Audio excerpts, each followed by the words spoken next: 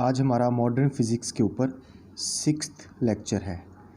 इससे पहले 5th lecture में हमने लाइट की डुअल नेचर को डिस्कस किया था और उसके रिगार्ड में हमने कुछ थ्योरीज़ को भी डिस्कस किया था और थ्योरीज़ की बेस के ऊपर फिर हमने कुछ अजम्पशंस बनाई थी। उन अजम्पशंस को प्रूव करने का सिलसिला डी ब्रोगले से शुरू हुआ। लुइस डी ब्रोगले एक फ्रेंच साइंटिस्ट था।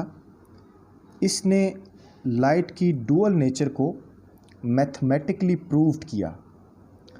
यहाँ पर मैं एक बात एक्सप्लेन कर दूँ। आप फिज़िक्स में, साइंस की फील्ड में कोई चीज़ भी इन्वेंट करना चाहते हैं तो उसके लिए आपको 3 चीज़ों की ज़रूरत पड़ती है। सबसे पहले थ्योरी, उस थ्योरी के ऊपर मैथमेटिकल एक्सप्रेशन और उस एक्सप्रेशन के एक्सपेरिमेंटल रिज़ल्ट्स। आप इसको रिवर्स भी कर सकते हैं। अगर आप कोई एक्सपेरिमेंट करें और कोई चीज़ डिस्कवर हो जाए तो फिर आप उसकी मैथमेटिकल फॉर्म बनाते हैं और फिर उसके बाद उसके ऊपर अपने थीसिस लिखते हैं या थ्योरीज़ लिखते हैं जो कि प्रूव्ड होती हैं। तो यहाँ पर भी लाइट की डुअल नेचर के बारे में पहले पढ़ा जा चुका था। अब उसका प्रोविज़न स्टार्ट हुआ। तो सबसे पहले डी ब्रोगले ने इसको प्रूव किया। डी ब्रोगले ने क्या किया? सबसे पहले डी ब्रोगले का जो लॉ है उसको हम पढ़ते हैं। Every moving matter such as particle has a associated wave. ये बात हमने पिछले टॉपिक के अंदर भी कही थी कि कोई भी पार्टिकल है वो अपनी पार्टिकल नेचर के अलावा वेव नेचर भी रखता है। और डी ब्रोगले ने ये हाइपोथीसिस 1924 में पेश किया था। हाइपोथीसिस के बारे में मैं बता दूं कि ये एक एविडेंस के तौर के ऊपर एक थ्योरी होती है जिसको हम हाइपोथीसिस कहते हैं। यानी कि डी ब्रोगले ने जो थ्योरी पेश की थी उसको एविडेंस के साथ प्रूव किया फॉर मैथमेटिकल रिलेशन, और उसका मैथमेटिकल रिलेशन प्रूव्ड हुआ तो फिर उसकी ये थ्योरी एक हाइपोथीसिस कहलाई, यानी कि एक कंफर्म्ड थ्योरी कहलाई। डी ब्रोगले ने फोटॉन को as a particle in diagrams में दिखाया हुआ है। ये जो डॉटेड आपको लाइंस नज़र आ रही हैं ये फोटॉन एज ए पार्टिकल है और ये wave nature of the photon है लाइट की।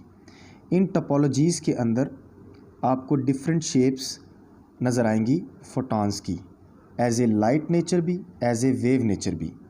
तो उसने इनमें से एक शेप सिलेक्ट की, उसको कट किया और उस शेप की जो वेव लेंथ थी उसको मेजर किया, सीधा कर दिया। यहाँ पर आपको नज़र आ रहा है ये waves nature of the photon थी और ये particle nature of the photon है। जब उसने दोनों को मेजर किया तो दोनों की जो वेव लेंथ थी वो बिल्कुल सेम थी। ये जो दोनों की वेव लेंथ सेम आई यही उसका एविडेंस था लाइट की डुअल नेचर के ऊपर। फिर इसको उसने मज़ीद प्रूव किया।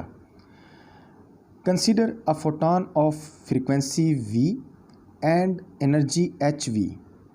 If m is the mass of this photon when in motion with velocity c, then by Einstein mass energy relation the energy E of this photon will be. Equation 1 में हमें Einstein की mass energy equation नज़र आ रही है जो हमने consider की as a photon की। मोमेंटम हमें पता है P = mc होता है। देयरफॉर इसी रिलेशन के अंदर, इस रिलेशन के अंदर हम इक्वेशन 1 को पुट करेंगे तो हमारे पास इक्वेशन 2 आ गई। The energy of this photon is response from planks law. Planks law की एनर्जी जो थी वो hv हमने फोटॉन की कैलकुलेट की हुई है।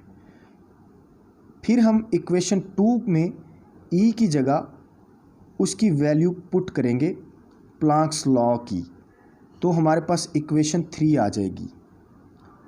अब as we know that 1/λ equal to v/c। ये वही वेवलेंथ, स्पीड ऑफ लाइट और वेलोसिटी का रिलेशन है जो हमने पहले पढ़ा है। देन इक्वेशन 3 बिकम्स, जो पिछली इक्वेशंस थी 3, उसमें हम 1/λ की जगह v/c रिप्लेस कर देंगे। दोबारा सुन लें, यहाँ पे इक्वेशन 3 में हमारे पास v/c बन रहा है, इसकी जगह हम 1/λ पुट करेंगे तो इक्वेशन 3 हमारे पास ये आ जाएगी, यानी कि p = h/λ। अगर हम इसमें से वेवलेंथ को अलग कर दें तो हमारे पास h/p वेवलेंथ आ जाएगी उस फोटॉन की जो हमने कंसीडर किया था। अब इसके आगे देखें। Now consider an electron of mass m which is moving with a velocity v, then the momentum of this electron is given by this relation. Again हमने मोमेंटम कंसीडर किया, पहले एक्सप्रेशन में हमने यही मोमेंटम कंसीडर किया था, यहाँ पर भी हमने यही मोमेंटम कंसीडर करना है। Put here the value of p = h/λ। ये वैल्यू हमने पिछले रिलेशन में बनाई थी, इसको हम p की जगह रिप्लेस कर देंगे तो हमें ये रिलेशन मिल जाएगा।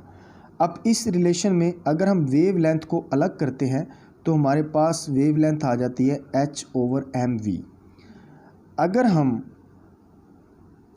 mv की जगह p रिप्लेस कर दें तो हमारे पास ये इक्वेशन नंबर 4 बन जाती है।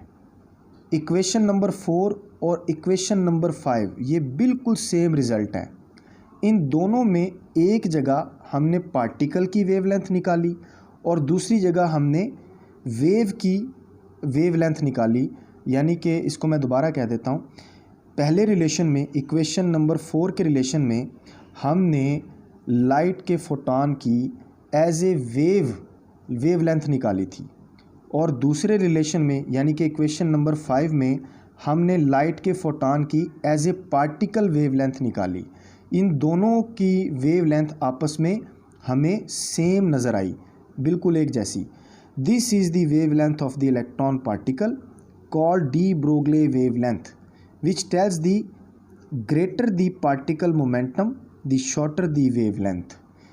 जो dual nature of the light के ऊपर डी ब्रोगले का हाइपोथेसिस है, इसको हम डी ब्रोगले वेवलेंथ भी कहते हैं। By comparing equation 4 and equation 5, we get photon as wave and electron as particle nature of light। हमें डुअल नेचर प्रूव्ड होती हुई नज़र आई।